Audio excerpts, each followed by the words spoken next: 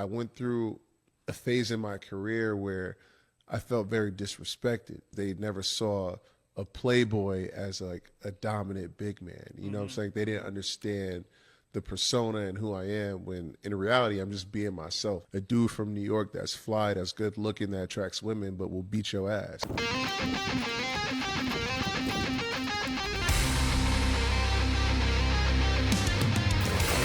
You are now tuning in to the Relentless Project.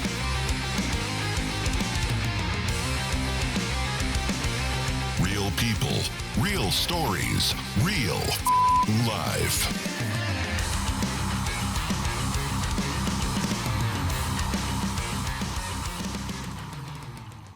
So what's NWA? Is that the promotion? Yeah, so the National Wrestling Alliance is the oldest professional wrestling entity ever. Like, they were before WWE, everything. So like, that's where Ric Flair and Ricky Steamboat and all those guys came from. So they had a territory system. So NWA was the main place, but then they had like NWA Wild Side in Georgia. They had NWA Mid-South. You know, I'm like in different places, like regional territories. Same promotion, but kind of like different chapters, if you will. Yeah, so like how WWE has like SmackDown and Raw, like different shows, like they had different territories, and then like they would bring people up to wrestle for like the main NWA when they were ready, or if they won a certain title, this, that, and third. So this is the NWA Exodus Midwest Heavyweight Championship. That's like the full name. We've shortened it to NWA Midwest title. This is a regional heavyweight championship for the territory in Cleveland that I work for, NWA Exodus. Yeah, dude, Cleveland's dope, and this is not replica.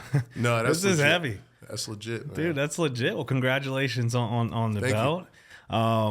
And talk about relentless, man. We've been trying to set this up for a while now. We're just gonna roll into it. This is the way I roll. Yeah, let's do it. We're trying to set it up. It was gonna be a remote one. It was gonna be an in-person one when you were in town, and then today was supposed to be remote. And you're like, nah, I'm gonna get a haircut. I'm gonna be down there. Yeah, nah, fuck that. Drove through the storm, and I'm from Erie, so I know how those winter storms be. Absolutely. So welcome to the Relentless Project, bro. First guest of 2025. Thank you, man. I appreciate it. I'm happy to be here. Yeah, Happy New Year's. Happy New Year's, everyone listening. Before we get into all the cool stuff, one thing I like to do is kind of get a background of people, and so people can like see the person behind the person, if you will. Yeah. You're a New Yorker, right? You grew up in New York. Yeah, Hempstead, Long Island. It's probably 15 minutes from Queens. Long Island. So is that considered part of the one of the boroughs of New York? There's always this argument. Yeah, it doesn't get the respect it deserves, but when you want to be technical, New York City is on Long Island. So like we're really on all that shit. I haven't heard that, dude. It's the truth if you really look at it. But yeah, I grew up in Hempstead. It's 15 minutes from Queens. Like I played basketball in the city a lot, so I was around like a lot of those guys. I kind of grew up there as well. My area is way better now. It's more gentrified, if you want to say that. I grew up in like a middle class like street, but right around the corner was like the projects. There was like crack deals going on. My public school was like right in the middle of all that. And then in middle school, I went to private school, and then for high school, I was in Catholic school for like basketball and things like that. So y'all won a lot of games, didn't you? Them damn Catholic schools be taking over. yeah, we had a really good. We didn't really play like a lot of the Long Island schools. Like my high school was in Long Island, but we played like the city schools because like we were like really good. So against like Christ the King, like where Lance Stevenson went to Lincoln High School. Who went to Christ the King? Lamar Odom went to Christ the King. Like they're like a big school in like the city that was known for basketball. It was like Rice, Christ the King, Bishop Loughlin. My mom wouldn't let me go there because she didn't want me taking the train.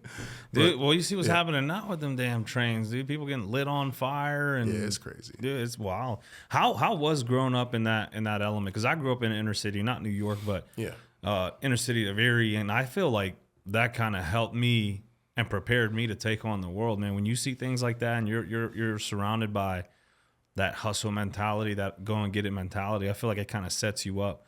Not that I would tell people put your kids in that environment, but no, for sure. I feel like that kind of fuels you to go above and beyond than what a lot of people I surround myself with. Well, that's the thing. I feel like we're in a weird place. Like one of the reasons I don't want to have kids is because like for a kid to like really grow up and have perseverance and understand relentlessness and all that kind of stuff, you have to lit a fire under their ass. But as a parent, you don't really want to do that. You want to give them what you feel like Protect you didn't have them, and stuff keep like them. that. Yeah. Yeah, and there's a lot of things I look back on now that was probably traumatic for me, but it was normal. You know what I mean? Like, so for instance, like I would go to some parties and like sometimes like shots would ring off or like a fight would break out. And we're kids. We're not thinking about this. We're like, who's going to get to the car the fastest to get away, or like who's going to record this? You know what I mean? Like, there's a lot of wild stuff that would happen. There's a lot of things that I would just see, and my parents did a good job of keeping me busy. Like that's what really saved me. Like I did martial arts first, and then when I turned like 12 or 13, I started playing basketball, and I was always going on trips and things like that. So I wasn't really in the mix when like a lot of the shit was going on, but like I was aware of it. And I also have some siblings that made unfortunate decisions in their life, whether it be drugs and this, that, and the third. So it kind of, I was like the golden child. Like they're like, you're going to do this. And I was the athlete. So everyone around me kind of looked out for me and kept me away from some of that stuff. Yeah, and it'd be like even growing up, we were surrounded by a lot of people, and being in that mix, we looked out for guys and girls like that. Like that, if we had someone who was doing good in school, or like those are the people you looked out for because you're like, oh, they're gonna make it out, and hopefully, rising tide lifts all ships, right? So like that was kind of like the thought process in that. It's like, yeah, we look out for them. Hopefully later they look out for us. And a lot of people made it out, but I still had to dig it out myself. But some I'm people do, some people don't. I'm appreciative of it. Yeah, it makes you tough. And it's you mentioned that I think about like some of the situations I put myself in, and I'm like, I would never put my daughter, like I would die if my daughter was in a situation like that. Absolutely. But it was like normal for me. Going to house parties, sneaking out, doing stuff. Like no one knows where you're at, shit pops off. Yeah. And when you think about it, like no one would know what happened to me. No, they really wouldn't. No one would know. Yeah, it wasn't no putting your location on the phone back then, none of that. Like my mom would wake up, I'd be gone. She would never know. Yeah, as long as I was back home at a certain time. Sorry, Mom. Sorry, she don't speak English, so hopefully the subtitles don't kick in for this one.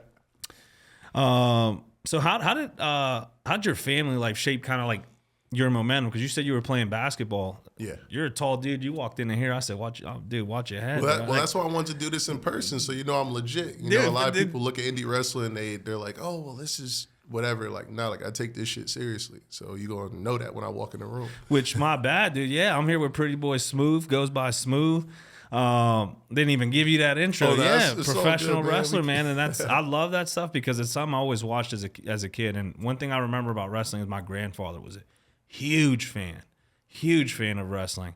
And we would watch it together, and that's how we kind of connected and bonded. And he always told me, he's like, you're going to be a wrestler when you grow up.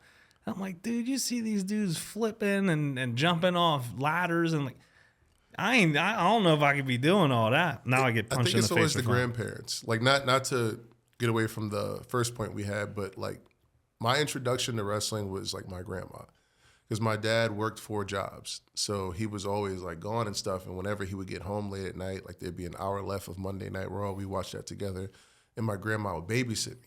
And she loved The Rock. She loved Kane. So, like, that's what was on the TV. So, like, I kind of grew up, like, loving watching. The golden era of wrestling. See, my mom didn't like when I watched it. Oh, but my grandfather would. Yeah, you had The Rock, talking his shit and all that. Yeah.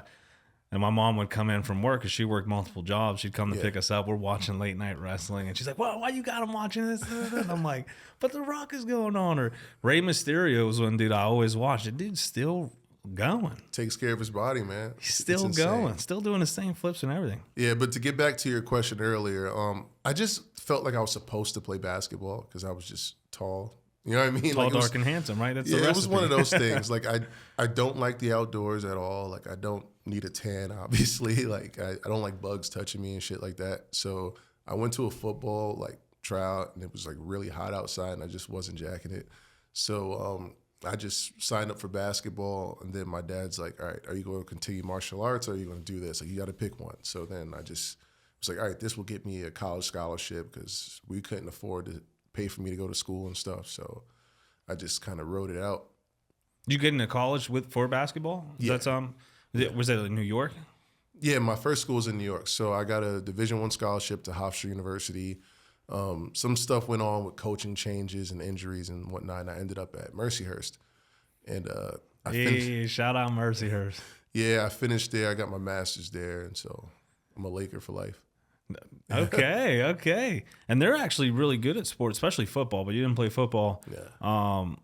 What led you to Erie was Mercyhurst pursuing a degree. It was basketball. So yeah. Sports. My bad. Education first, sports. Nah, I'm gonna be straight up with you. So pretty much what happened was when I went to Hofstra, the biggest mistake I made was I picked a school based on who was going with me as opposed to what would have been the best situation for me. And like the world's different now in terms of college athletes with like the NIL and this, that, and the third. So I mean, if I was there now, it'd be a whole easier situation for me to pick where I want to go. But Hofstra is a mid-major. We played a lot of good schools. I got to play against like UConn and Kansas and stuff like that.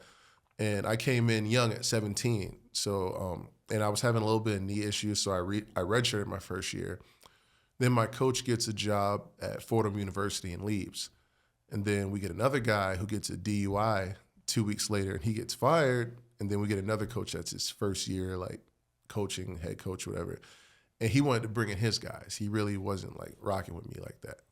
So I was going to transfer, and I was looking at University of New Hampshire and like a few other places. But back then, if you go D1 to D1, you have to sit out again. So like I had already redshirted my first year. I barely got to play that next year, and I didn't want to sit out. So I'm like, all right, well, I'll go D2. Because at that point, I'm still thinking like I want to get my stats up so I can go play basketball overseas. And the coach, Gary Manchell at Mercyhurst, had those connections. So like that's what initially led me there. So that would have seemed like a promising career. What was the segue into? Because like basketball and wrestling, Yeah, like those are different. What was the segue that led you to like pursue wrestling and not only pursue it but pursue it successfully?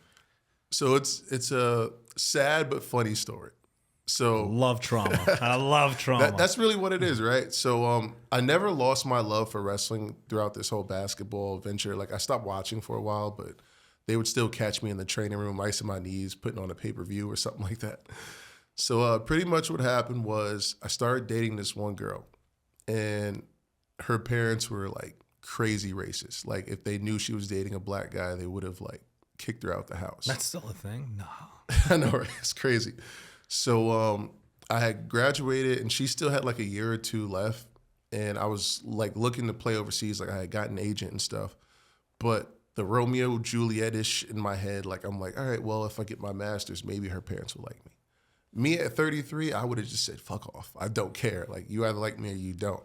I apologize. Am I allowed to curse? Dude, I swear all the fucking time. It's raw, dude. I'm about raw conversations. If they want some other stuff, they can find something else. Yeah. So initially, I went back to school to be with her and to get my master's to try to impress her parents. The relationship obviously didn't work out. Now I'm like going through depression and whatnot.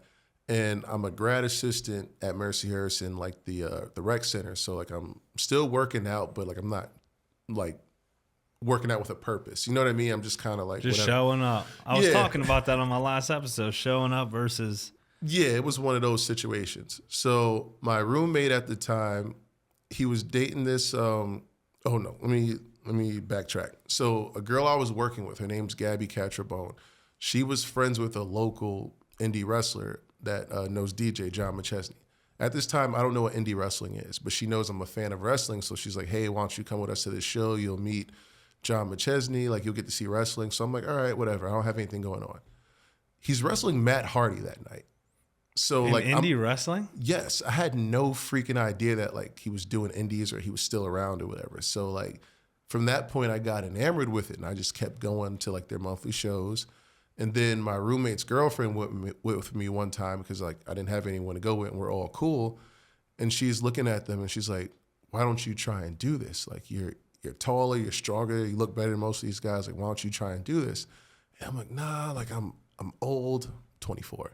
I'm like, I can't, you know what I mean? Dude, but like think about with the stuff you see them doing, you're like, man. So one night I get really drunk. And almost good stories happen. Yeah, and I text John. I'm like, hey, like, what do you think about me trying to be a ref? Like I just want to get involved. Like I love the business. I don't want to like disrespect you guys or whatever. And he responds, no. And then like a few seconds later, he's like, "You're too big. You have to try out." So yeah, so like right when I was finishing like my master's, like I was like really getting back in like really, really good shape. And then like I went from like right there to start training.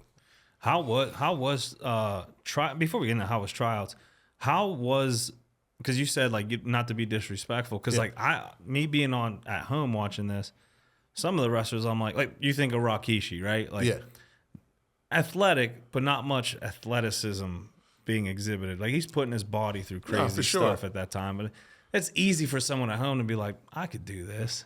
It's nerve-wracking. I can't imagine. Dude, I can't imagine. You're in front of, not even that, being in person is so different because you can like hear everything and see everything and everything becomes so real.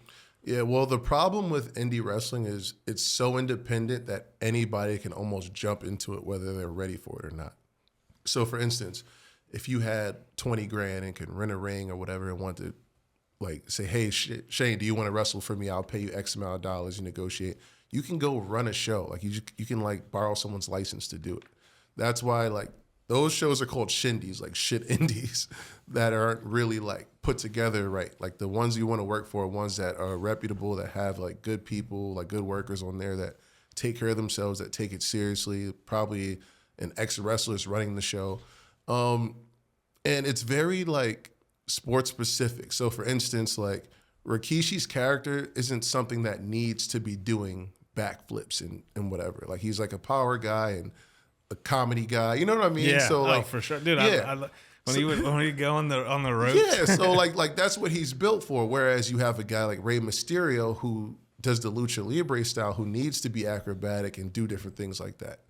So like for me, like it took me a while to figure out what my style is, but I'm a powerhouse guy. So like when people see me, they want to see me hit you hard and throw people to the moon because nobody else is going to do that at my size. You know what I mean? So it's more like I train to fit what I'm trying to portray out there. And it's like the hardest thing I've ever done in my life when it comes to professional wrestling. Like I think Logan Paul said it the best on a podcast one time where he said, with boxing, I'm only focused on the person that I'm fighting. And with professional wrestling, I have to focus on everyone that paid to get a seat here enjoying themselves.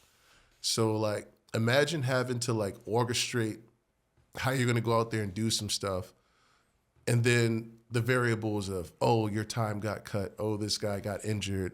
Oh, we forgot what we're doing here, so we have to figure something else out, while also physically exerting yourself. Like it's literally sports entertainment. It's a little bit of both. Yeah, and I love the behind the scenes stuff, and the only reason I'm going to talk about it is because I don't think it spoils the magic. I think it adds to it. I did a production in Erie at the Erie Insurance Arena. Yeah. And WWE had come, and they were doing a show there, and I was a part of the arena production team. Yeah. Which when WWE comes, not much work for me to do. Yeah. Like they run everything, but you're on comms with them. Yeah. And basically all I had to do was activate the Jumbotron and deactivate the Jumbotron. Yeah. And they were handling everything else. But I would hear all the coordination that goes on behind the scenes, and I'm like, dude, how can you go in there and perform? It's like being an actor on a set, right? Yeah. Like you have lines, but then you have improv, you have a certain thing you have to do, and also now you're fighting and being active. And here's the kicker. With an actor on set, the director can go, cut, let's fix this. Yeah. Whatever.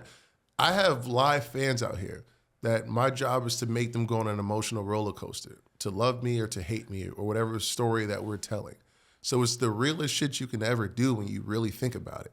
Because you can't mess up, and if you mess up, you have to figure it out. Yeah, like if you go to a Broadway play and see the Jersey Boys or Lion King, they're going to rehearse and do the same exact thing no matter what you do. I have to change on the dime based on what's going on in real time. It's the hardest shit ever. Dude, I just think about like I was watching Eddie Guerrero's match. Well, I guess he had gone through he was going through something where he had fallen. Yeah. I think it was a heart attack or something. Some say it was part of the show. Others say it was an actual medical emergency. And like being his opponent, you can't just like, oh, hold on, stop. Like you have to continue the show. And I think it was JBL. Yeah, he had a heart attack at that point. Yeah, that was legit. It was JBL, and he like played into what was going on, like pinned him and like looked at the ref kind of like, hey, let's figure this out. But like you still have a show to do because you have millions of people and thousands of people watching. Yeah, but you also know something's going on. Yeah, and it's like those people paid to be there. You know what I'm saying? Like I remember just recently I'm driving to like a show in Columbus, and I'm dealing with like some family drama. Like I just found out like my aunt just got killed and like all this other weird shit. But I still got to show up and do what I got to do. You know what I mean? Like those fans paid to be there. Like I know it sounds like whatever, but like they don't know my life. Yeah, and it's not whatever. Like that's tough. Sorry to hear that. But it plays into something bigger, right? It plays into your future. If you just don't show up, yeah. Like does that mean the next show is not gonna want you on because they don't know your, like you said, they don't know your story. They just know you had an obligation. You didn't show up. Yeah. Now that whole show has to reorganize and figure that out.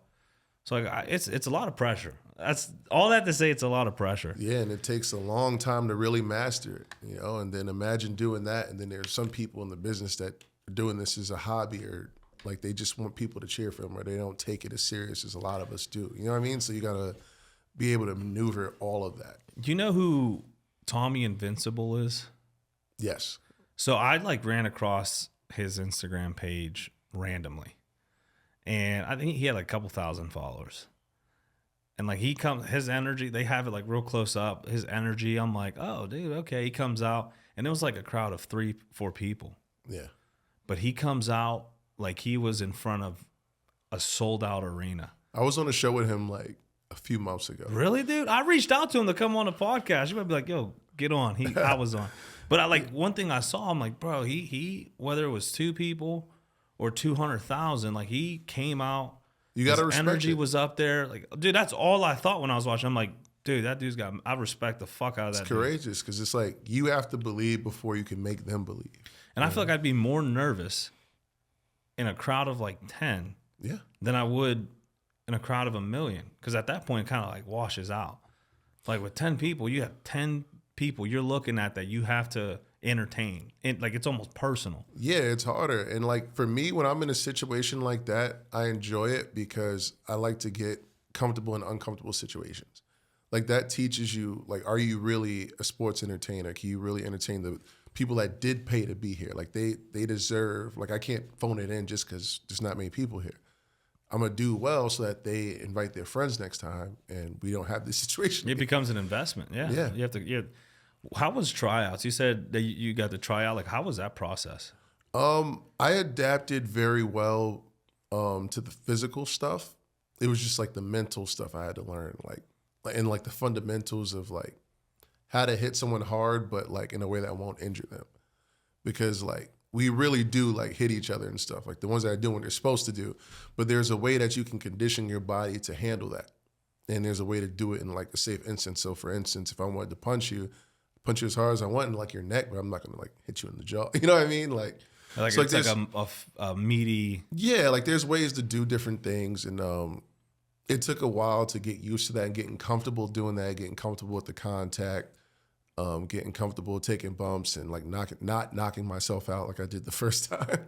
Like it's a lot. I was just watching, and this is how much I still love wrestling.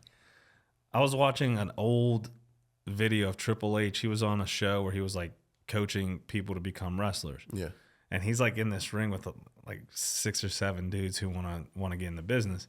And he's like, take a bump. And dude comes out and he's like, drops. And he's like, take another one. Dude drops. And like, you're seeing this and you're like, oh, okay. And then the other dude comes out, takes a bump, looks good. And then Triple H is pissed. And he's like, this height. And he does it. And you're like, wow. Because people are scared to like fall. Because it's not like a trampoline like people think. Like it's wooden rails. boards. Yeah, it's rails. I know. Yeah, like I've seen what goes under that. I was like, dude. And some rings are stiff. Like it's not comfortable. It's not fun. But it just goes to show you like like Triple H. He's been doing this for how long? And at that point, he was probably in the midst of his career. But I'm sitting there watching like the difference. And then he's like, all right, like I'm gonna hit you. Take a hit. And he does the hit, and the one guy like snaps. He's like, no, snap. And he's like coaching these guys into this. And then he's like, hit me. And then the dude goes to hit Triple H, and the way he snaps, I'm like, the little nuances that people at home don't even like take into consideration. Yeah, it's so much, and like I'm fanning out. No, I just realized I'm fanning out. No, you're good, and I'm the type that like I'm gonna hit you harder if you like act like you're not. You know what I mean? So that's what he said. He said if you did that out there, I would hit you for real. Well, the thing is, like, we can do this podcast and people can like talk on the internet about stuff, but it's like until you're like actually training, you'll never truly know what goes into this. And like the internet makes it so tough because a lot of fans think they know the business because like they're like dissecting clips or slow motion in this and like, oh, that wasn't supposed to happen. Like, no, enjoy the show for what it is. Yeah, It's like a movie, right? Like that's what it's supposed to you be. You watch a like. movie, but I'm the dude who I like picking out little things because I love the behind the scene. I love how things work. Like when I see Cirque du Soleil, I'm watching the show, but I'm watching the people dressed in black in the rafters. Like, but it's because you appreciate it. There's love it. There's a difference between appreciating it and then people that are like, oh, let's send this to Botchamania or whatever. I'm like, not realizing people are putting their lives on the line for this. Dude, well, I mean, look at Owen Hart. You know, you see stuff like that where it's like, is it quote unquote fake? Not to be disrespectful, but what people would say fake, right? It's like, did he jump off that? Yes. And his life, it was Owen Hart, right? Well, he fell off of a scaffolding. A scalpel, thing.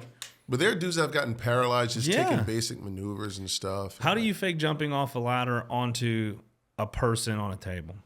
Listen, when the first time I got hit with a chair, it was so miserable because then I realized like, nah, there ain't no fake chairs in this shit. Well, even if it's like a lighter chair, like you're taking a hit and you have to just deal with it. I would show you, like I have a really big scar on my back from getting hit with like a light tube. Like it's insane. How'd you do those shows? I did something like that once. It's not for me. I was about to say when a show reaches out to you, how does that work? Like, do you kind of have like an expectation of what you're going to provide, or are they like? Yeah, well, if someone reaches out to me, they kind of know what they're getting. Like I'm fitting a role in the promotion of the event that they're running. Like they know. They're bringing in a powerhouse big guy that has a gimmick and like this, that, and the third. But I'm not really like a deathmatch guy. That was just like a one-off kind of situation. I don't. Dude, that's so I wouldn't. wild. Yeah, I wouldn't. I wouldn't do that again. But I'll send you the clip of it. Please do. Like, so what was it? It's the shindies that I've seen a couple shindies. Is that what you call them? That's done that. And I'm like, sometimes they do, but some deathmatch is legitimate. Like there's an art to that, and there's a skill set that you need to know how to do that effectively and whatnot. I got hit with somebody that didn't know what they were fucking doing. Dude. Well, and that's the risk you run too doing this. Like, well, yeah, you can get in the ring with someone. Your life is in their hands. You don't know what the situation's going to be. You know what I mean? Yeah, and then you see some of the stuff. I keep thinking of WWE when like an accident happens, or like, do you see the dude jumped off the rope and like his ankle just shattered? I try not to watch stuff like that. Like, how poised do you have to be like, we have to keep the show going? Yep. I just saw rubber ankle. We have to keep the show going. Dude, that's wild. So you started at 24. Yeah. And then what motivated you to keep it going? Like, what was the thing you found in wrestling that was like, this is what I want to do? I was really having fun. And I'll say this. When I played basketball, I did it because I felt I was supposed to. And I loved it for what it did for me, but I could never visualize and picture myself in like an NBA jersey. You know what I mean? Like I just didn't have that foresight. When I started wrestling training, like I was so excited to do some of the drills. Like I wanted to beat everyone else in the drills. I was very competitive and just like, it was an intrinsic feeling like I was supposed to be here and it fit my personality. Like there's the sport aspect of it. There's the entertainment aspect where I can bring out the charismatic side of me. Like I felt like I could be like that extension of myself that we were talking about before we started the podcast. But it just felt like a natural fit for my personality. Just seamless, almost seamless. And how did you end up with NWA? You were talking about how this is like one of the oldest promotions. Yeah, so I've been wrestling for about 8 years. I've trained damn near everywhere from like, I started in Erie, then I trained in Cleveland, I've trained in St. Louis, Buffalo. Like I bounced around everywhere because I wanted to like build my name and reputation. NWA is fairly new to me. They're under new management. Are you familiar with the Smashing Pumpkins?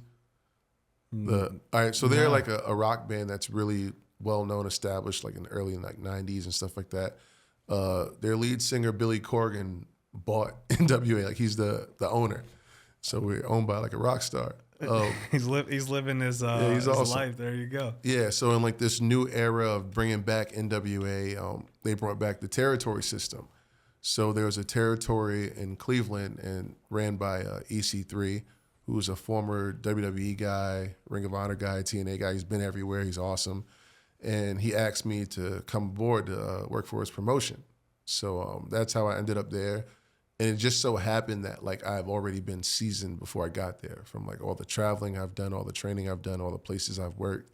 So like it felt good being there, and he runs it how they would run like a TV program in terms of like the storytelling, the way matches are put together and whatnot. And that's always been my goal, is to like wrestle on TV full time. So I was able to learn a lot. I've been learning a lot, and I was fortunate enough to get the opportunity to be their first inaugural champion. So, and how did this come about? Is this something that you've kind of were pushing towards, or was this something that was presented to you and you took advantage of the opportunity? No, I wasn't even in the conversation at that point. What happened was there was supposed to be a match between this guy Dante Casanova and Cal Hero, and Dante got hurt. So they had to switch the card around, and it ended up being like a 4-way match for like the title.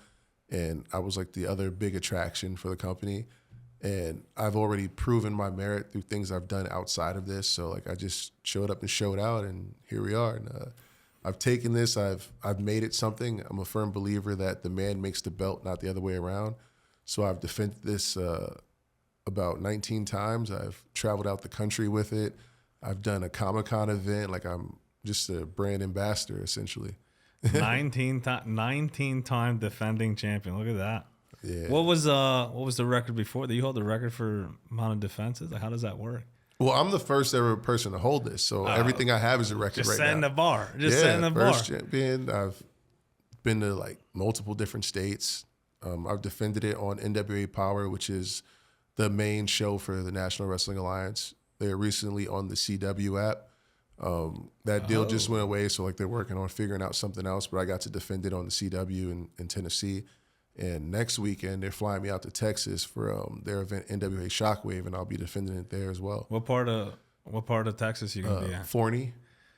Where's that close to? Dallas.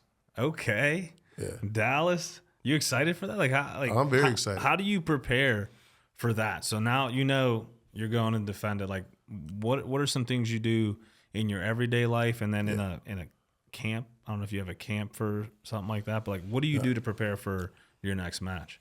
So for me, I'm very big on film study. Like I watch a lot of my old stuff. I have 2 mentors that I go to, John Davis, EC3 mainly, just for like the in-ring stuff. And this guy, Sugar Dunkington, that's his gimmick name. I learn a lot from them. They're veterans that have been around the block a lot. Like I have specific people I talk to about certain things. And then just upkeep of going to the gym, doing recovery on my body, getting some in-ring training here and there when I need it.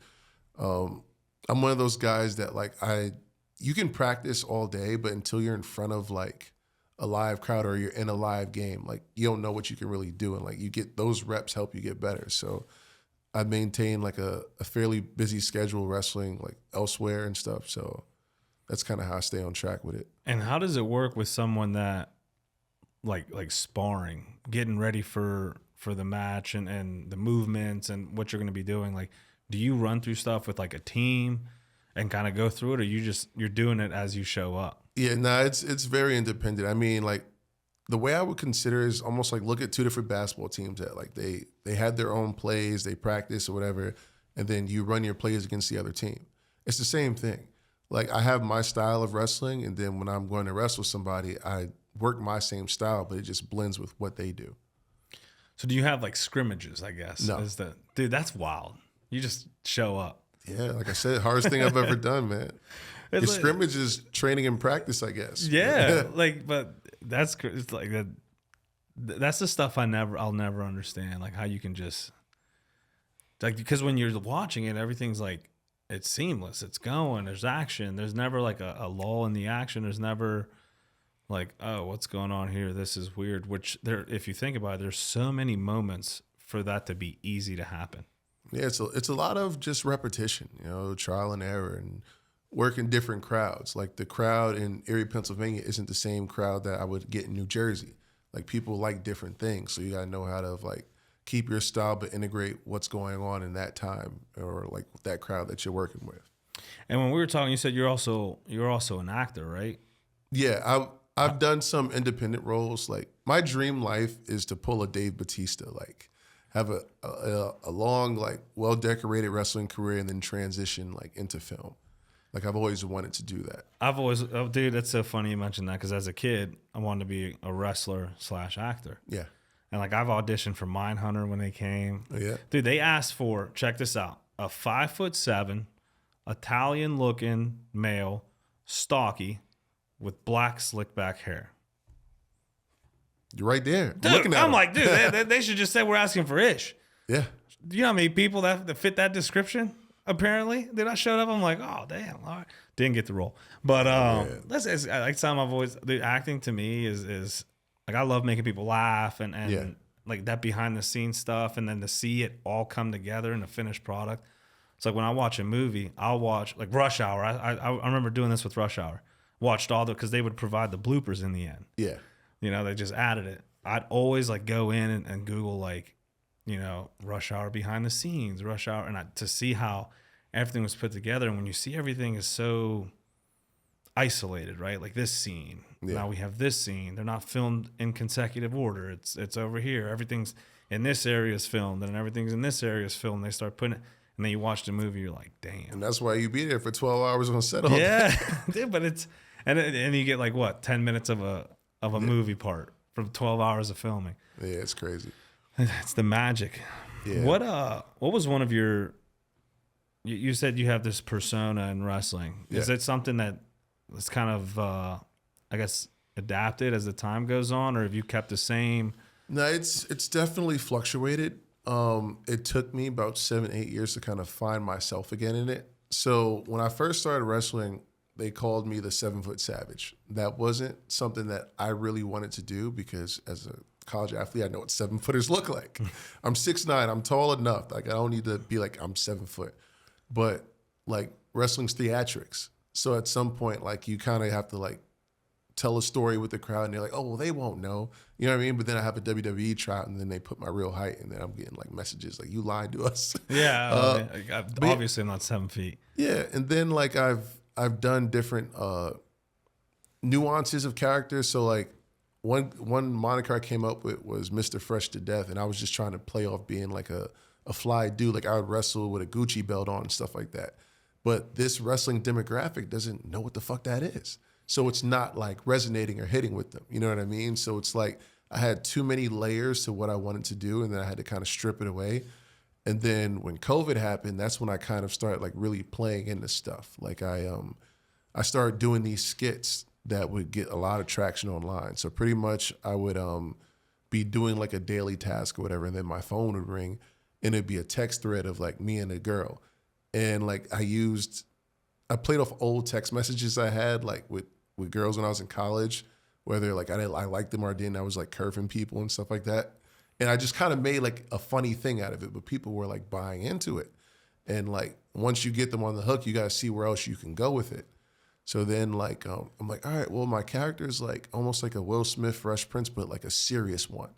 So then God bless his soul, Ethan Page, who he's in WWE right now. Like me and him are good friends, and I was talking to him about it. He's like, oh, so urban playboy. And I'm like, I like the way that sounds. So then I kind of just went with that and dove into it. And like it kind of hit more. So I just want to take a second to shout out a few companies who believed in me. These were one of our first official sponsors, so huge shout out. Today's episode is proudly sponsored by Carbo Jewelers, established in 1997 on the values of honesty and integrity. Whether you're searching for the perfect piece, need expert repair services, visit Carbo Jewelers in Newark's Ironbound District, where your jewelry is always in safe hands. This episode is also brought to you by Continental Jewelers, proudly serving Hudson County, New Jersey since 1964. Whether you're seeking a timeless piece or need expert repairs, they've got you covered. Visit Continental Jewelers, your trusted source for all things jewelry. You can find them on Instagram at Carbo Jewelers or online at carbojewelers.com.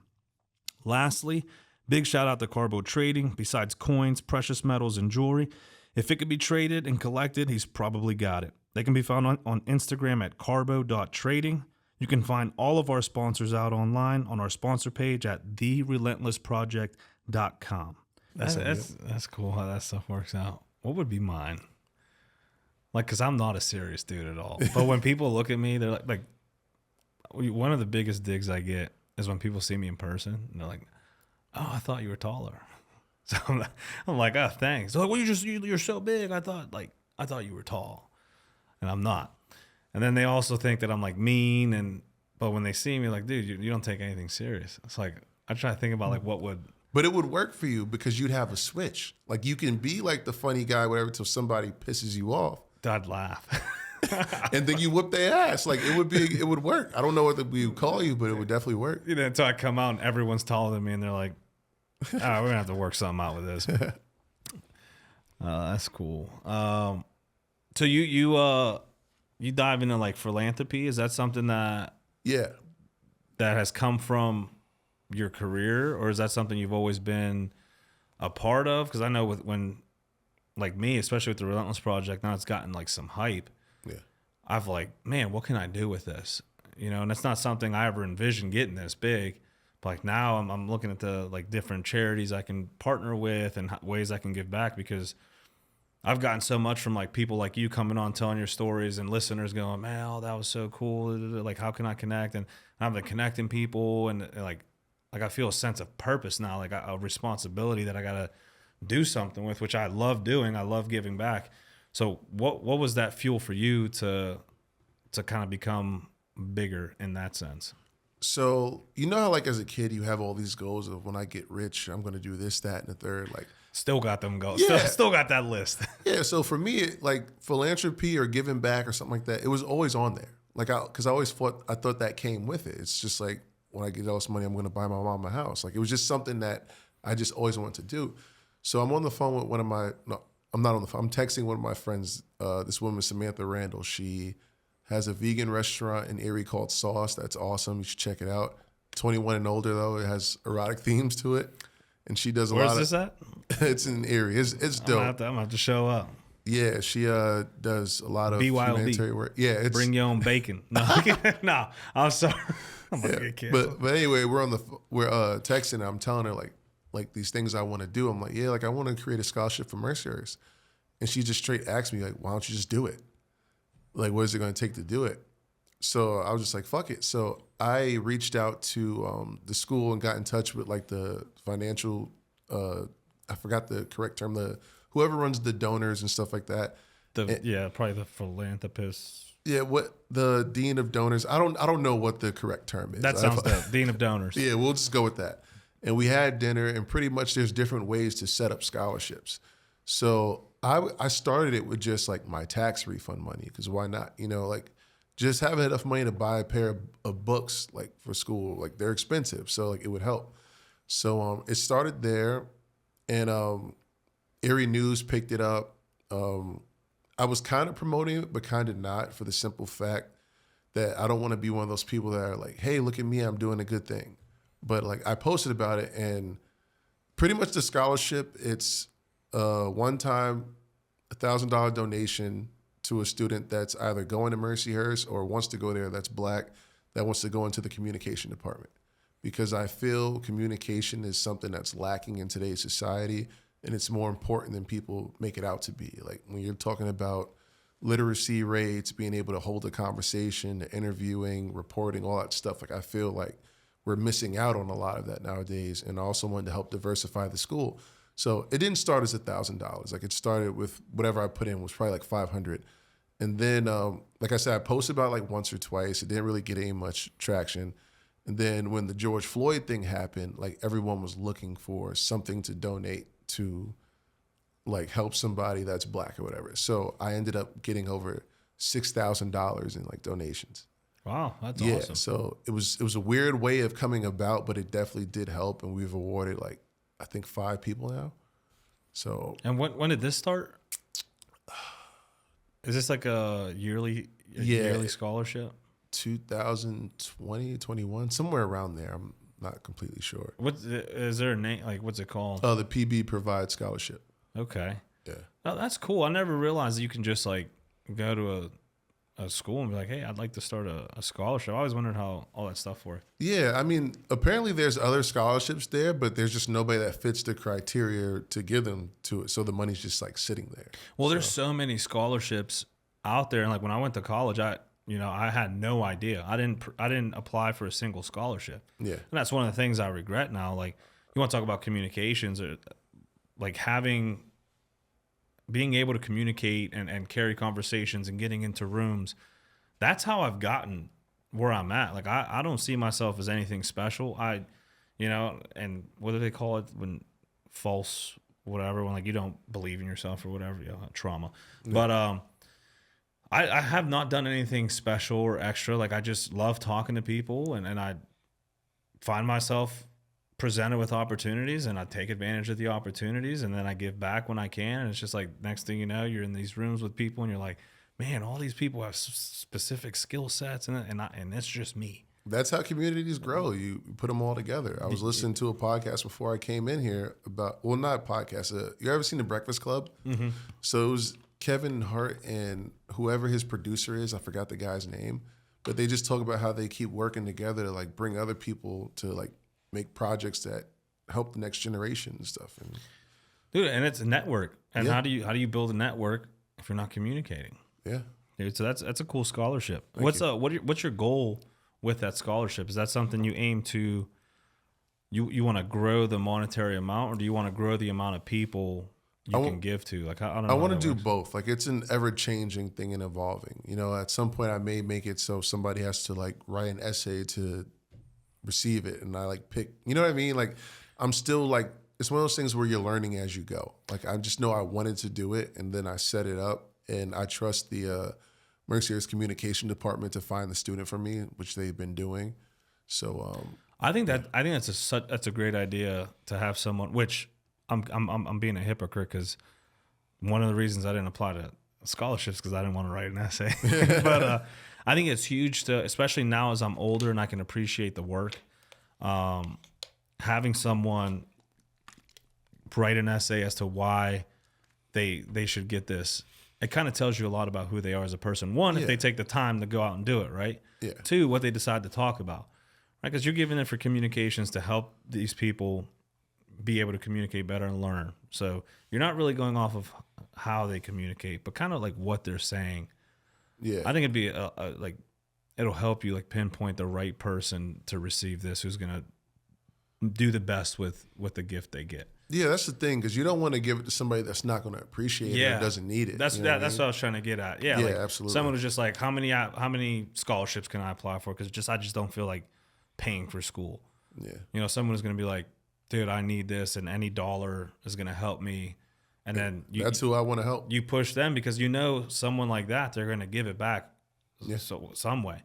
You know, now your scholarship becomes tenfold down the road because these people are helping others because they were helped. And that's how I feel. I feel like a burden, not a burden, but I feel like there's something in me that's like, I need to give back because I've been given to. Yeah. You know, I didn't get here by myself. I've stood on the shoulders of giants. Honestly, it just makes me feel good. Like, I feel better as a person, like when I'm able to help somebody else. Ain't that the best feeling? It is. You know, being able to help someone. Yeah, like the boss is supposed to eat. Like, what is your crew doing? You know what I mean? Like, people don't think that way, and they should. How does wrestling tie into that? Like, are you using that to kind of, the platform? Yeah, so I don't have any personal social media because I like low-key hate it, but everything is geared toward like my wrestling fan base, and like a lot of them have been great and supported me, and whenever they see like I'm dropping a new shirt, like some people will buy it and stuff, so I'm like, all right, well, I'm doing this scholarship too, so like you can be helping other people while helping me, you know what I mean? So just using the platform to grow and spread a positive message as opposed to argue about politics or whatever. Like, I'm one of those people that actually want to like actually do shit in the community to like help it or help people in like tangible ways that change things. So yeah, and like, not to get on politics, but people get so fixated on politics that they forget we're all people. Yeah, you still gotta wake up. Out. You still gotta go to work the next day, like, no matter who's in the White House. Yeah, so like I'm trying to work. I'm trying to be successful. So are you. Yeah, that's what we should be focusing on. Yeah, Like, and I don't know, I just had to throw that out there. No, for sure. Because I think that's very important to put out there. It's like, Yeah, it's different when you're actually doing something as opposed to just venting on Facebook. dude, don't even get me started. Like on social media, man, everyone's like, it's like, all right, what are we doing about it? What are we doing about it? I'm reading this book right now, Declare War on Yourself.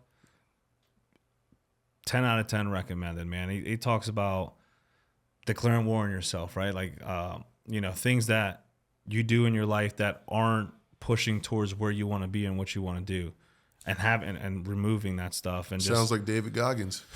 it would be like a David Goggins thing, just less extreme, but also Yeah. very extreme. I listen to audiobooks when I'm in the gym, man. I don't like music. I love music. I'm a big music guy, but like I'm training I like to, not to sound corny, but training No, my it's not mind as corny I'm at all. training my body. Yeah.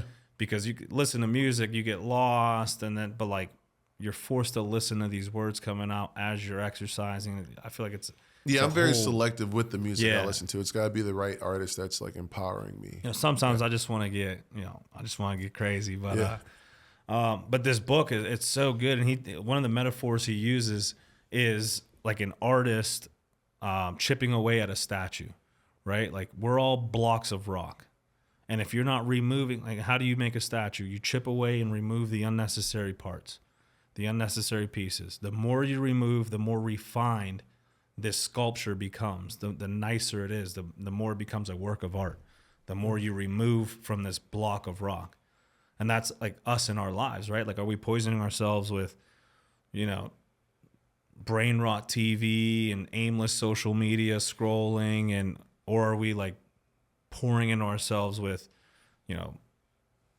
different books and other mentors and Celebrating a different way instead of just alcohol. yeah. Which I love me some alcohol, but that's a bit another one too. Like Yeah, like the system's so many set up ways for us to like, to stay status quo. yeah.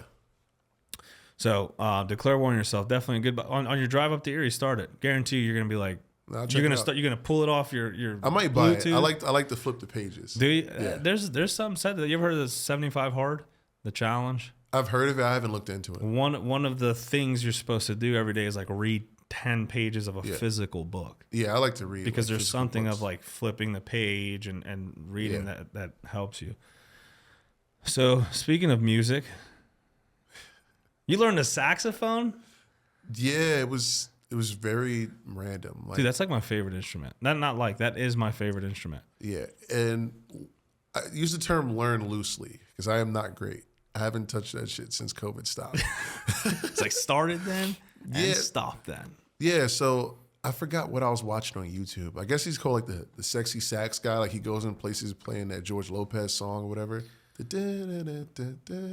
Out of all the songs, man, you got to play some Kenny G or something. Yeah, so like I thought that was cool, and I'm like, I want to use this in a wrestling promo, and like I just bought a saxophone and just went on YouTube, just watching tutorials. You used it in a promo, Yeah, dude. If that ain't smooth, I don't know what is. Just hey, man. I'm committed.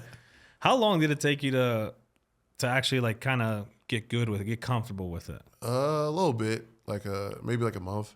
Really? I Yeah. might just go get one. I've always wanted to learn. It depends on how much time you have though. Like it was during COVID, so I was doing it like 3 times a week. See, I'm weird when it comes to stuff I want to do. I'll like hyperfixate. Yeah, That that's could be kind of how good. I am. Could be good, could be bad, depending on what it is. But like, I'll hyperfixate, man. Like, Yeah. like if I want to get like today, I'm gonna edit your podcast after this.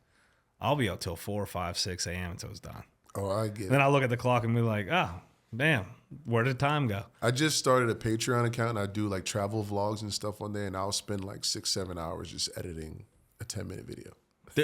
But like, it's kind of addicting. Yeah, too. and it gets fun when you get good at it. Yeah, and I do like a lot of like media stuff for like our local fighters and stuff. Yeah. And I'll go through videos and I'll be cutting. I'm like telling a story. I'm like, no, I have to say this. I posted a video on Global Grappling Day where I was trying to put one of my coaches in an Americana while I'm in guard. Now, this was a joke. You don't do that. The whole video I was trying to be funny as I'm actually getting my ass kicked, but I was trying to be funny. I keep it light. And dude, I got so many and I was trying to tell a story like being funny. Yeah. Like I was like, as I'm editing the video, there's a lot of things I left out to make it intentionally funny. Yeah. And like my coach prior to that, he's talking about a seminar, and it goes to show you the power of social media. He's talking about a seminar where one of his coaches talked about how jiu-jitsu could be used, but like you got to be like the beautiful thing about jiu-jitsu is like anyone can learn it. So like don't pick fights in the street because you don't know, like you respect people because you don't know the type of person coming at you, right? Like like you're a big dude. It makes sense to like avoid you on the street. But the 120-pound female on the street, people would be like, "Oh, dude, she's a victim." Also She depends could on be what a black street you're belt. on. Yeah, because like in New York, people will try to test somebody like me to make themselves look. You know what I mean? Like I get that too. I like to state it myself. I don't even tell people I know how to fight or any of that. Like I just. Oh, me? I feel like no. I don't, no drama. But the whole thing about social media, right? So I edit this video and I cut out things, and it sounds like he's like, don't do jujitsu. You'll get your ass beat. Right? And then it's us rolling, and then he like puts his arm around my neck, and I tap to one arm. Like, dude, I got so much fucking hate online for this. So like, you tap to that, and it's like, it was supposed to be. Yeah, like they read too much into it. They're taking the fun out of it. I don't even know how I got on this thing. Oh, so like I'm like having so much fun editing this thing. Like, oh, this is gonna be funny. Like, because the people who know me are gonna be like, oh, this is I see what he did here. Yeah. Took a whole turn for something else. Other people were messaging like, really? Like Americana from guard? And I'm like, yeah, okay, yeah, never mind. Yeah. But like you're sitting there and you have this vision, this goal, and I have so much fun doing it. And then you put the finished product out and it gets shit on. You're like, yeah, that's not where I wanted to go. The worst is when you spend so much time on something that looks amazing, it gets like barely any views, but then like you post some like bullshit and it just goes viral. Like the first time I went viral, it was just a video of me jumping rope. Yeah, it was fucking mammoth jumping rope. Yeah, that's a art. Well, I also wasn't wearing compression shorts, so you see where this is going. That wasn't intentional; it just happened. But it's like, were you wearing gray sweatpants, young man? Oddly enough, I've gotten paid to wrestle in gray sweatpants, but that's a whole nother story. Bro, you pay me enough, I'll wrestle in whatever you want me to. Yeah. Leotard, gotcha. That's cool. That's cool. Where do you see your wrestling career going? Like, where do you see yourself in the next 5 years? What are your goals? So my goal this year is to sign a full-time contract. I don't know whether that's with NWA or somewhere else or whatnot, but my main goal was to make a full-time living off like wrestling and then get into acting and more philanthropy stuff and then just kind of see where things take me. I just work towards that every day, you know, and it's one of those situations where there's no universal way to do this. Like you don't just go to school, get a master's, get a doctorate, you get this job. Like it's a bit of a casting call because you could be as amazing as you are, but if like certain people don't feel you fit that criteria, they're not going to use you or for whatever reason. So it's kind of like a constant grind of just going at it and keep going until see what door opens and make the best of it. I had a film producer on here, Dominic Porcari, and he has a movie on Amazon. I gotta hit him up. Be like, yo, you looking for some actors, bro? We'll star in a movie. Yeah, I have a movie on Prime I was in. What's it called? Shingles. It's what's that about? He's laughing. yeah. So I did 3 films. Shingles. It was pretty much a parody of Goosebumps. It's actual books written by a group called Authors and Dragons. And I'm in one of the anthology tales where I play like this a football jock that's part of a fraternity, and I'm kind of like slow, I guess, until I get hit with like an alien ray gun, and then I become really like cool and intelligent and stuff. So it was very fun to play that role. So that's cool. Yeah. How did that come about? Social media. Really? I kid you not. I made like a post, and it was about how independent artists need to be proud of their art. You know, because like we live in a world where they're like, oh, well, if you don't get this contract or work here, like it doesn't mean shit. It's like, no, like I'm passionate. I really put my heart and soul into this. Like, you know what I mean? Like be proud of your shit. This director from Pittsburgh saw that and we just started talking. And then he's like, hey, I want you to audition for this. Like, I think you'd fit it. Is his name Dominic Porcari? No, his name is Steve Rudzinski. Yeah. My God, what the fucking chances of that? Yeah, he used me for 2 of his films, actually. And he's known for...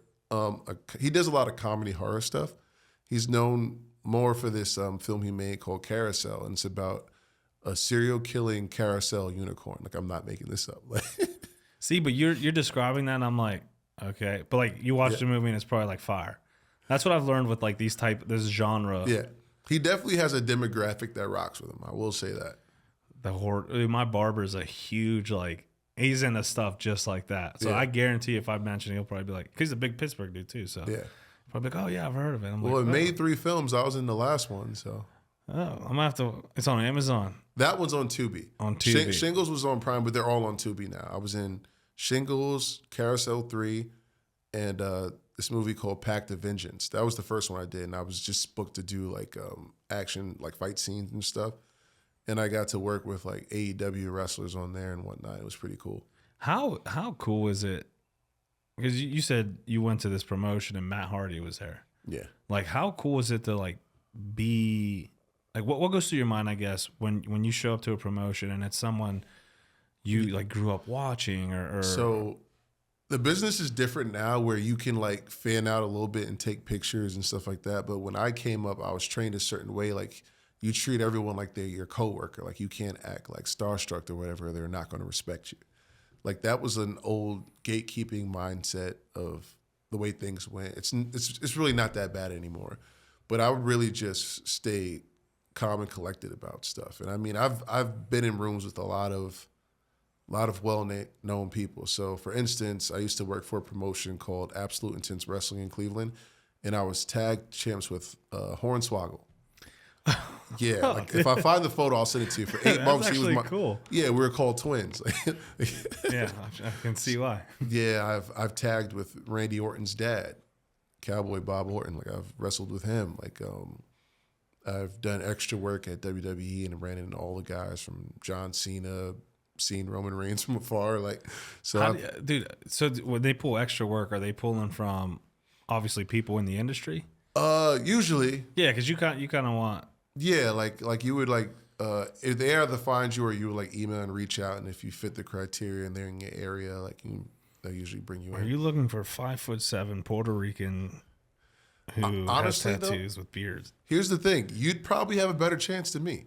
And the reason I say that is because they want the extras to like not be as big as the wrestlers. Like yeah, well, you would stick out. Yeah. So I shouldn't be telling this story, but I just don't give a shit right now. Those are the best. Those are the best. Yeah, whatever. Like I did extra work for WWE once, and I was like a police officer or something like that for a segment with like Daniel Bryan, AJ Styles. I almost wasn't able to do it because of how much I towered over him. So like I took off my shoes and I was like walking like a penguin and like squat like to make yourself look shorter. Yeah, like dudes like me, like they don't really have much for me on like using on the show. You know what I mean? Unless, Well, yeah, because then if they use you for something else, you're gonna be like, that's. But it's tough because you want to make an impression, but it's like there's only so much I can do because like I'm actually a giant. So. Yeah, I was filming, not for me, but I was out in Utah doing. They were filming a show, which I sent something I can't really. I'll tell you after. Yeah. But I'm like in the background of this like reality TV show they're filming, and bro, I was putting down like it was like this party they were filming, and I was invited to the party. We had to sign all our releases and shit. And there's dudes walking around with cameras and mics, and like all the cameras are on me. I'm like dancing, I'm like going, I'm like, dude, I fucking made it. I made it. I'm also I had a little liquid courage in me at this time. Of course. So I'm getting after it. I'm dancing, but this is how I am. Cameras or no cameras. Yeah. Like I turn around, I see the cameras on me. I'm like, oh shit, like that. Dude, the show comes out, not one scene, not a single scene. That's how it happens. I'm like, dude, I was throwing down my best material. I was like, that's it. One viral clip. People are going to be like, who the fuck is this dude? Boom, there it is. Now I got my acting career. Nope, didn't happen. That's how it happens. Maybe next time, I guess. Just got to keep showing up. I'm just show up to all the filming. And there's like Netflix studios, like production studios here, warehouses where they film. Like you would think I'd get my break down here. I signed up for one of those casting call websites, but I always get invites to like reality TV, and that's just not for me. I almost made it to a show. It's very real in this world. The show That's The only show I wanted to Real do world. was The Floor is Lava, because that looked fun. It's like like those game shows like Wipeout where like you're running. Oh, yeah. It was one of those. Like I wanted to do that. I want to do Titans Oh, okay. by The Rock. Yeah. But I didn't even I signed up and never even heard anything back. Yeah, I was getting emails about like relationship shit, like the MILF Manor and all. Dude, No, I'm cool. What's in it? Love is Blind. Yeah, I'm good on that. I was man. like, there's no way that I would last in this show. Because I'd be back there like, why the fuck is everybody crying? Like, you haven't even met this chick. We've been filming for a week. Why are you crying? Yeah. They'd be like, you got to go, bro. This is a show on love. You got to go. I'm like, I like that part of my life to be out the spotlight. That ain't for me. Dude, what? Anything for fame, dude. People go in there, sell their souls, and then wonder why the fuck everyone hates them. It's like, Yeah, not me. yeah, same, dude. Like, and I get it. There's like a part of it is scripted, but like, if I do a show, it'd be like Titans or For sure. like a skill. Well, we live in a world where perception's reality. So it's like, if once you do that, you're going to get labeled in that box. Like, I'd rather blow up doing some other shit first and show like range or whatever, you know? Yeah, no, that makes sense. What are some moments in your career that you feel have been monumental to pushing you to where you are today? Like, what are some things that you can think back and be like, man, like that opportunity or that moment is monumental as to how I got here today? Outside the obvious NWA stuff, I would just say like the miles I've traveled with my car. Like the first car I had, I put over like 150,000 miles on my car just going places and like eating shit. So like I've gone places where I remember driving to the state of Indiana to wrestle for this promotion at the time, IWA Mid-South, because they would just give me matches and I was new. And I was only making $20 at that point. So it was just like getting those opportunities and getting seasoned and just really earning the respect of the veterans that came before me, because I wasn't afraid to grind. Because in the beginning, like, you're building your own business and people don't know who you are. So like, you're not going to sell tickets. So why is this promoter going to give you a lot of money? You know what I mean? You almost got to treat it like an internship in the beginning. So like, do your push-ups. That's what I do post-fight interviews for the MMA Promote 247 here. And I was interviewing a kid who had just won, or a man who just won. And he said, do your push-ups. And I'm like, okay. And he said, basically what he got into was like that. Like that's a rep. You have to do it. Do it to your best. Like if you have to travel to get your name out, to build your brand, do your push-ups. So like when I first started training in Erie, my trainer was Aaron Draven, and they didn't have like a training facility. So what would happen is they'd run shows once a month, and that morning we would set the ring up at like 8 a.m. We would train for like 4 hours, go eat, come back, and then I'd work security at the show or something like that, and then we'd tear down and whatever. And I didn't get back into a ring until like the next month. So I did that for about like a year and a half, and then like I graduated from like that training school, and I'm like, this isn't working for me. Like, I need more like reps and training. So then I found like the Absolute Intense Wrestling School in Cleveland. So I was traveling back and forth to Cleveland like twice a week just to train. And then when Johnny Gargano went to WWE, I left that school and trained in Buffalo with this guy, Pepper Parks, and I would do the same thing there. I would train in Buffalo like once a week and going like for over a year. And then I found a training seminar, like a training school I went to for like a week long in St. Louis, and just bouncing around, like getting a feel of different things, getting different opinions. And I liked it because I learned a lot. The only thing that sucked about it was I was losing sight of who I wanted to be in the ring and what I wanted to do, because there's so many cooks in the kitchen at that point. You know what I mean? So you got to like take all the advice, but then follow your gut with what works with you. But I just feel like traveling all that much made me like seasoned, and it gave me confidence knowing that like, hey, like I'm out here making these rounds. So like when I finally started getting flown to shows, like my first flight was to Vegas, and I wrestled JTG. Do you remember Crime Time? They were like, I guarantee if I saw like they're older like WWE tag team. You know who I remember? Who were the brothers that had the spiked shoulder pads? Oh, the Road Warriors? Road Warriors. Yeah. I had the little action figure. Sorry. No, you're good. I think they were in NWA for a while too. Like I'm not like the greatest encyclopedia, but I can kind of like piece shit together.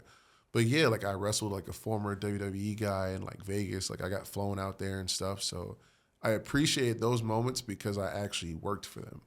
Like it was never given to me. So when I started getting good paydays where I can like pay bills with this shit and whatnot, like I valued it a lot more than somebody that's just like in here for 2 years, like, oh, why am I not getting this or getting that? Like you got to earn your keep. Yeah, and it could be, especially in an industry like this where you can reach quote unquote overnight fame, overnight success, but sustaining is the hardest nothing part. is overnight. You know what I mean? Like you see someone blow up, like a musician. I love seeing this when they're like, oh, he received overnight fame. And then you start looking at this musician's background. They've been making music for decades, and getting hundreds of plays. This. The guys that get the overnight fame, they burn out quick. So like, for instance, there are people that will go viral for doing like some crazy wrestling shit. And now they're getting booked everywhere. But they haven't learned how to wrestle for 10 minutes. They haven't learned how to do anything else but this crazy thing that they're destroying their body doing every single week. Like, it's almost like, and this is no disrespect, I love Goldberg. Like, I think he was freaking awesome. But then when they put him in the ring of William Regal, like, he's not used to doing that stuff. You know what I mean? So it's like when you don't train yourself to, like, learn the fundamentals of the business and everything, like, you're not going to be able to last when, like, the steam starts coming down. Like, I respect people that can lose it and get it back or sustain it for a long time as opposed to someone that just pops up. Because that can be just some flavor of the month shit. And shout out to Goldberg. I don't want no hate. Yeah. He kicked down my door to I don't want no smoke, man. But I guess what I was going with that is like people doing this industry, it could be easy to kind of like lose steam or lose hope. But when you see someone blow up, quote unquote, overnight, and you see you check their story, you're like, man, this dude's been doing this, this chick's been doing this for a very long time, and they finally got their break. You know, like with musicians, and I feel like, and it's remaining relentless. Gotta throw that in there. Oh, I got a tattoo that says relentless. Do you? Yeah. Oh, you're gonna have to show that. You're gonna have to show that on here, dude. We're gonna start with that. Just. Oh yeah. This was supposed to happen. It's not like on your ass cheek or anything. No, it's right? on my leg. Okay, gotta get the Patreon account for that one. But it's that relentlessness. Like you continue to push forward in that path, and I truly believe if you remain relentless in your pursuit to your goals, you're bound to find success. It's inevitable. Yeah. Like failure comes when you quit and you stop and you don't reassess. Yeah, that's how I look at like wrestling. Like there's 5 or 6 different major promotions. Like everyone knows WWE because it's the biggest one, but then there's AEW, there's MLW, there's TNA, there's NWA, there's New Japan. Like there's a lot of different places you can go and make real money doing this. So it's like, I believe I'm good enough that I'll land somewhere. You know, I'm not going to give up and not be like, oh, well, this place doesn't want me. You know what I mean? Like, you just got to keep going, like you said. Yeah. And, dude, I hope one day I could turn on the TV and be like, you ever seen that meme? It's like, I'm like, oh, that's dude. Dude, that would be exciting because it's cool. I got to talk to you. I got to know your story. And then, hey, if this was back in September, you could have been on the CW app and saw me. Well, when you say you got one next month? I'm gonna keep creeping. I was on TNT though. I did do a match at AEW that was on Collision at one point. It wasn't a long one though, but yeah. You said that. Yeah, I know what happened. He wasn't defending a title. Nah, I definitely was not. No, that's cool. What are some advice you can give someone? Not necessarily trying to become a wrestler, but someone who's they're doing something and they're good at it, but they want to be doing something else, and they're kind of in that, man, do I go for it or do I just stay here and be comfortable? Like, what advice would you give someone that you could have used when you were making your decision to kind of pursue wrestling? Something my tag partner Jay Bougie always says to me is, nah, fuck that.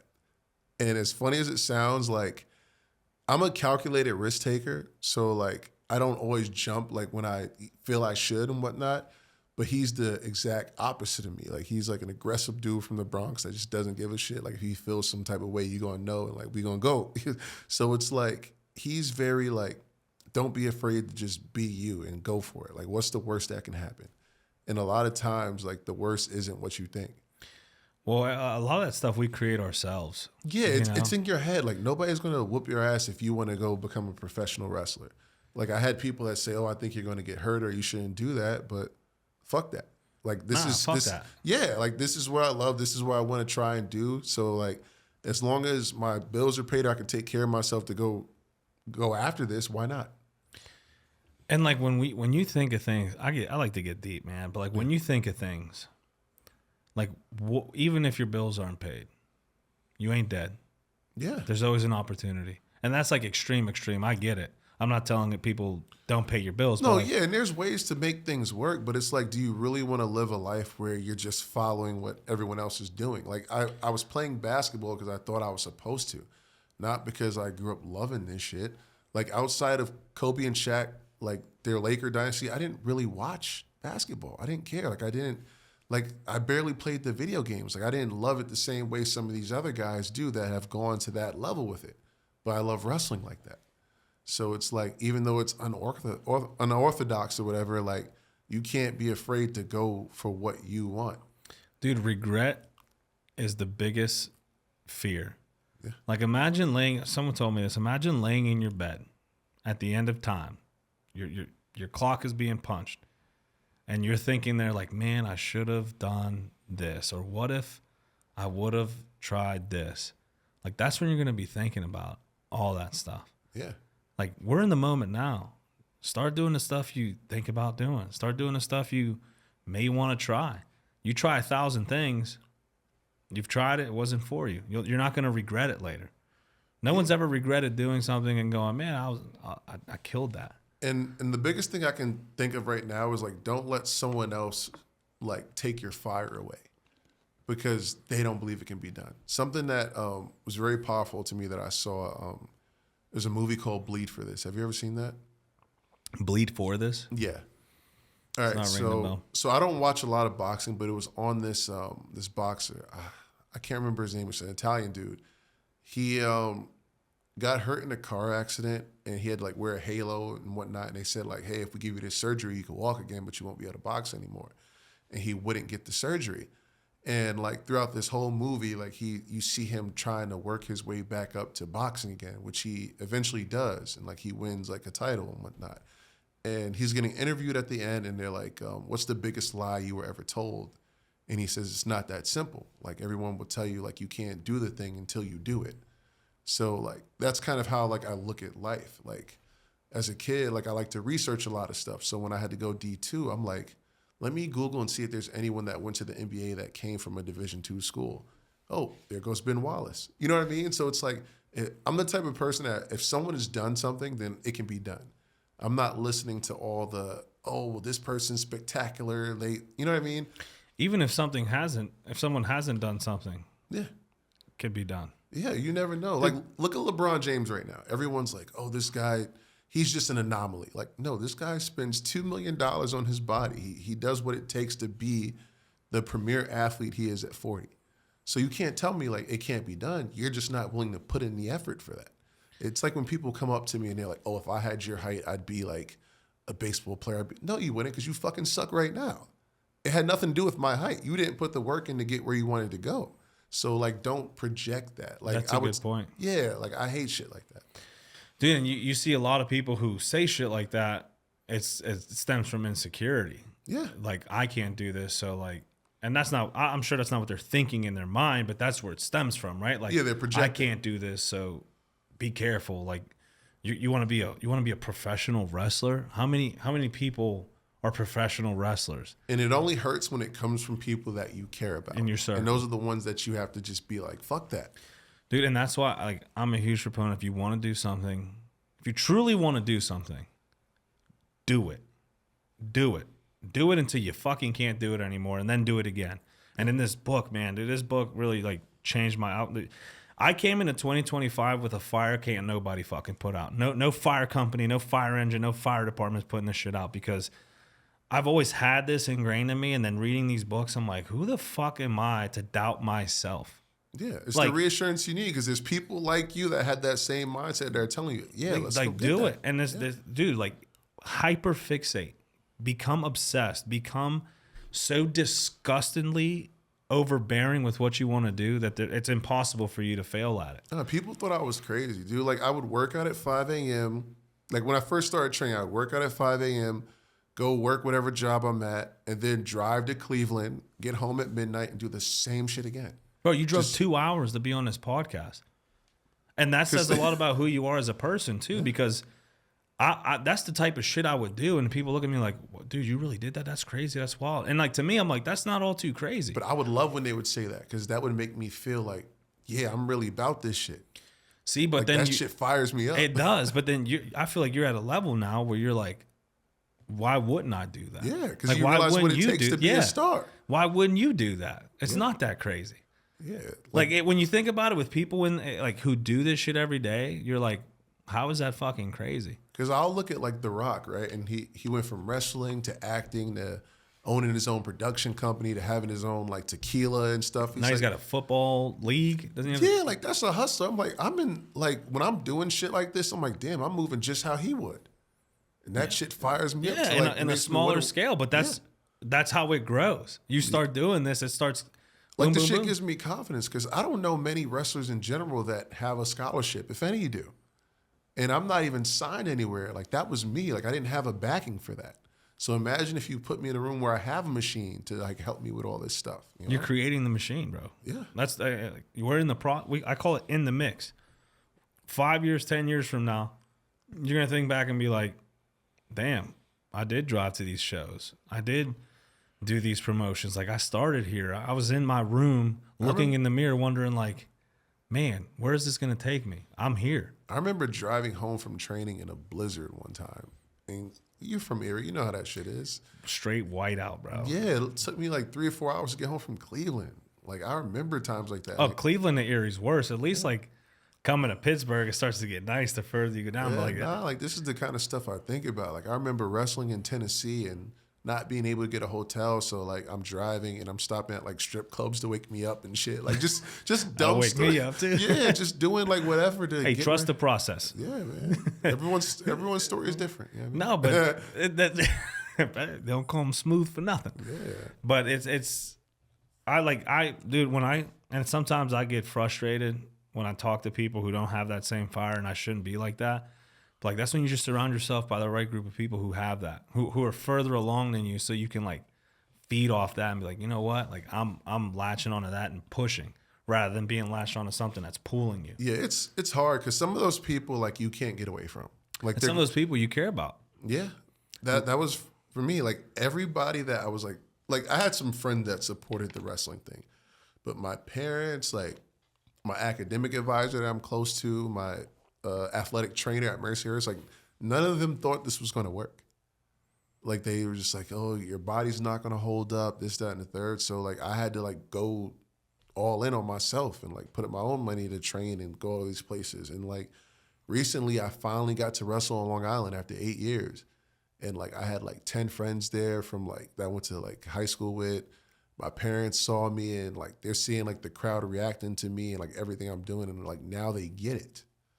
So it's like it's different now. You know what I mean? How like, cool is that feeling to be like, it's not like I told you so, but it is. It's a. Oh, it's 100% I told you so. I told you so. Yeah, like they know what time it is. You walk into Christmas with this?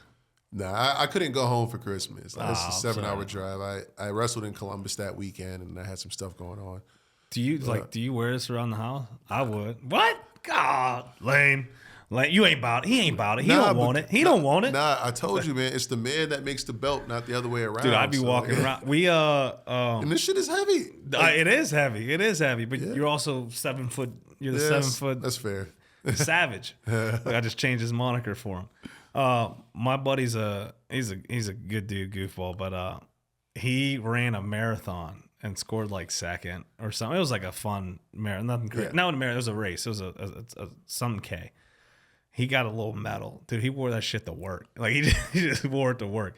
We do like this charity hockey event. Trophy, carries the trophy everywhere he goes. He's just that dude. Well, I'll say this: professional wrestling is very undervalued and underappreciated.